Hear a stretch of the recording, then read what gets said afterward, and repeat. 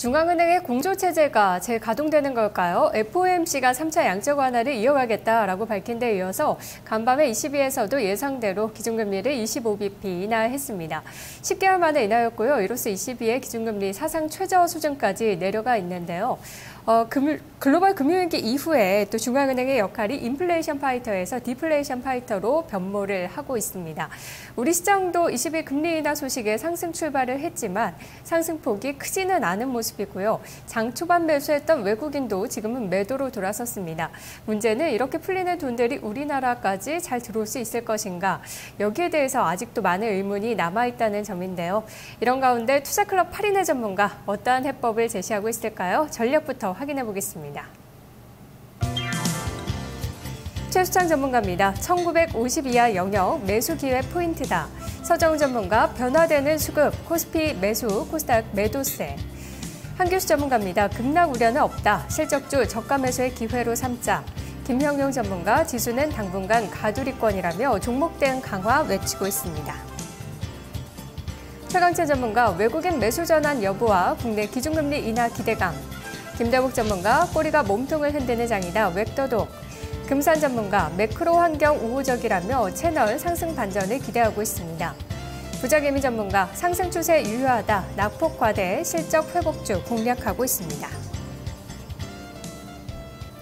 네, 전문가들 시장에 대해서 크게 걱정하지 않고 있습니다. 여전히 종목별 차별화 대응이 필요하다라고 보고 있고요. 선물 시장이나 외국인의 동향을 보는 전문가들이 있었는데요. 두 분의 전략 자세히 들어보겠습니다. 먼저 최강찬 전문가입니다. 안녕하세요. 네, 안녕하세요. 반갑습니다. 최한찬입니다. 네, 외국인의 매수 전환 여부 그리고 국내 기준금리 인하 기대감 두 가지 말씀하셨는데요. 외국인은 들어오나 싶더니 지금 또 매도로 돌아섰고 국내 기준금리 인하 기대감이 있기는 한데 한국은행은 아직 좀 단호한 것 같습니다. 이거 어떻게 봐야 될까요? 일단 ECB가 10개월 만에 기준금리를 인하를 했는데요. 과거 7월 달에 작년이었었죠. 7월 달에 ECB에서 기준금리 인하와 양적 완화 조치의 시행 여부를 지속한다라는 발언이 있으면서 외국인 투자자들이 매도에서 매수로 전환된 흐름이 작년에 있었습니다. 그리고 그 전에도 ECB가 재작년에도 기준금리를 인하할 때 외국인 투자자들의 스탠스는 매수로 전환됐던 그런 흐름들이 좀 있었거든요. 그래서 과거의 학습 경험을 감안을 한다라면 ECB의 기준금리 인하 때에는 외국인 투자자들이 국내 증시에서 매수로 전환되는 흐름들이 많았어요. 그것 때문에 외국인 투자자들의 매수 전환 가능성에 대해서 일단 타진을 좀 한다라고 말씀을 좀 드리고 있는 거고요.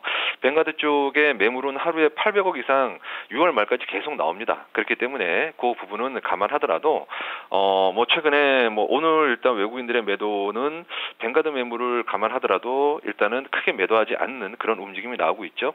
그래서 말씀드렸듯이 과거 ECB가 기준금리를 인하할 때 외국인은 국내 증시에서 매수 전환하는 추세를 보였기 때문에 그 가능성에 대해서 염두에 투자라고 말씀을 드리는 거고, 두 번째 국내 기준금리 인하 기대감은요. 일단 지난주에 발표가 됐었던 이번 주초였죠. 이번 주초에 발표가 됐었던 산업활동 동향이 엔저의 영향을 그대로 우리나라 각 산업에서 영향을 많이 받았다라는 악화됐다라는 것을 산업활동 동향에서 지난달 확인을 했고, 그리고 ECB 쪽에서도 기준금리를 인하를 했기 때문에 지금 한은에서는 기준금리를 계속 동결해야 될 명분이 없습니다. 소비자 물가지수도 1.3%면 부담이 없는 그런 내용이고요. 그리고 지난달 금통위원회 7명인데요. 금리 동결을 3명 주장을 했고 금리 인하를 3명 주장을 했습니다. 그리고 마지막 캐스팅 보트를 쥐고 있었던 7번째에 금통위원인 한국은행장이 동결을 하면서 4대3으로 기준금리가 지난달에 동결이 됐거든요.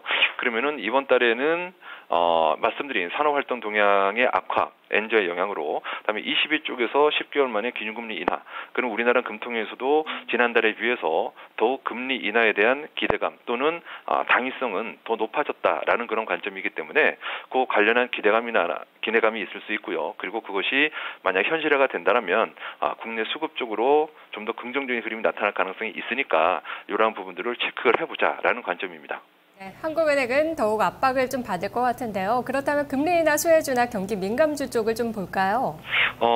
오늘 자동차 업종들은 대표적으로 이제 경기 민감주라든가 금리 인하 수혜주, 우리나라 증시 구조는 시가총액 상위 업종 대부분이 경기 민감주 또는 수출주라고 얘기를 좀 할 수가 있겠죠. 해서 오늘 자동차 업종들의 선전이라든가 삼성전자의 어떤 선전, 하반경직 같은 경우가 바로 그러한 어떤 의미를 내포한다라고 얘기를 할 수 있을 것 같습니다. 해서 뭐 이런 IT 자동차 쪽은 꾸준히 경기 민감주들의 수혜 섹터, 그리고 22쪽의 금리 인하 쪽의 수혜 섹터로서 주목해 볼 만한 그런 동향이 아닌가 좀 싶고요. 그리고 국내 금리 인하가 나타나게 된다라면은 뭐 건설주라든가 또는 대규모 장치 산업이 화학주 또는 뭐 조선주 이런 쪽들이 수혜를 볼 가능성이 있겠죠. 전문가님 말씀 고맙습니다. 네, 고맙습니다. 두 가지 포인트 살펴봤는데요. 일단은 과거에도 ECB가 금리 인하를 했을 때 외국인이 매수를 한 적이 있었기 때문에 이번에도 그럴지는 좀 봐야 될 것 같고요. 또 하나가 이제 기준금리 인하할 것인가 이런 부분인데요. IT와 자동차 거기다가 금리 인하 수혜 시 수혜가 예상되는 건설이나 화학, 조선 단기적인 반등도 좀 기대를 해볼 수는 있을 것 같습니다. 다음 김대국 전문가 만나보겠습니다. 안녕하세요.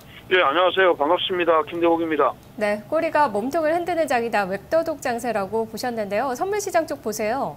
예, 그렇습니다. 선물시장이 사실은 지난 4월 30일 날 코스피 시장은 4월 30일 가격대를 강하게 돌파했다가 밀리는 시장 흐름이 나왔지만 오늘 선물시장은 초반에 4월 30일 날 고점인 257.70을 넘지 못하고 밀었습니다. 근데 오늘 초반부터 미결제 약정들이 증가하기 시작했죠. 최근 들어서 미결제 약정들이 11만 6천 계약 정도에서 증가했다가 12만 계약대에서는 다시 늘려진 어떤 시장 흐름이 나왔는데 미결제 약정들이 증가한다는 것은 새로운 스펙성의 매수와 스펙성의 매도가 맞부딪히는 자리다 이렇게 보입니다. 그러면 이번에 시장 흐름도 257에서 초반에 상단선을 고정시키고 아래에 오늘 60분 봉에서 만들었던 차트를 딱 깨고 내려가는 시장 흐름이 나오니까 매도의 압력이 강한 겁니다. 근데 기본적으로는 위에서 고점에서 저점까지의 시장 흐름이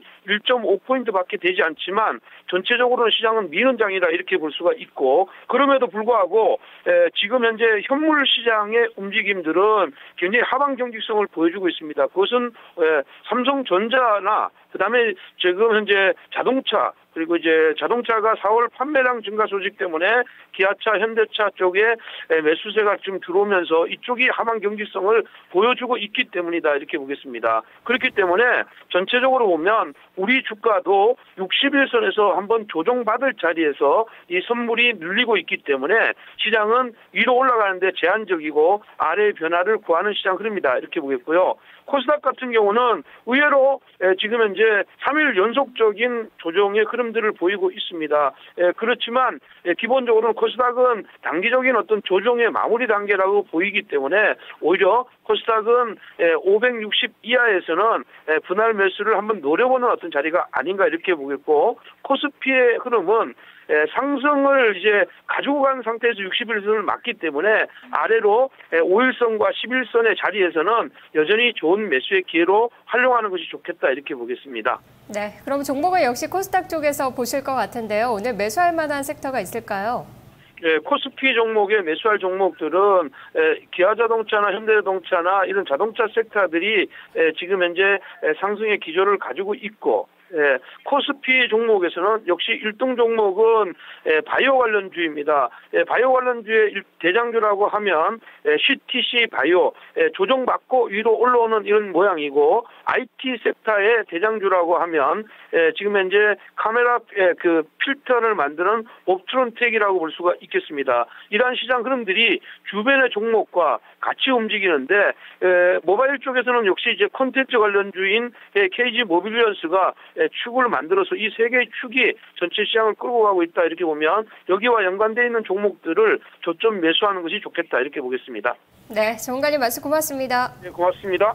네, 두 분 다 공통적으로는 자동차주를 말씀하셨는데요. 현대모비스도 최근에 낙폭이 컸었는데 3거래일 연속 빨간 양봉을 만들어내고 있고 다른 자동차주들 함께 올라오는 모습 지켜봐야 될 것 같습니다. 코스닥에서는 역시 CTC바이오나 KG모빌리어스, 기존에 꾸준하게 말씀하셨던 바이오나 전자결제 섹터 말씀해 주셨네요. 두 분의 투자 전략 들어봤습니다. 투자 전략 나우였습니다.